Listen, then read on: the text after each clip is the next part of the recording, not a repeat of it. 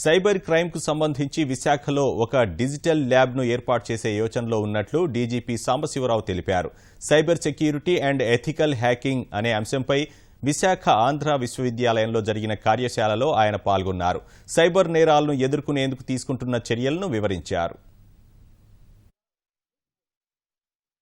Cashless ట్రాన్సాక్షన్స్ని మనం promote చేస్తున్నాం. చాలా చోట్ల ఈ పాస్ మిషన్స్ని చాలా పెట్టాం. ఏదైనా క్యాష్లెస్ ట్రాన్సాక్షన్ డిజిటల్ ట్రాన్సాక్షన్ అయినప్పుడు న్యాచురల్గా మీరు ఇప్పుడు విన్నది కూడా సైబర్ సెక్యూరిటీ సైబర్ క్రైమ్ అనేటువంటిది ఎక్కువ జరగడానికి అవకాశం ఉంది. 13 జిల్లాల్లో మాక్సిమం రిపోర్టింగ్ క్రైమ్ ఇక్కడే జరుగుతుంది. ఇక్కడ కూడా ఒక డిజిటల్ ల్యాబ్ ఒకటి పెట్టడం 10 కోట్లు కానివ్వండి 20 కోట్లు కానివ్వండి ఎంతైనా కానీ పెట్టడానికి ఆంధ్ర యూనివర్సిటీ ప్రొఫెసర్స్ వారి యొక్క సహకారం తీసుకోవడం అని ఒకటి.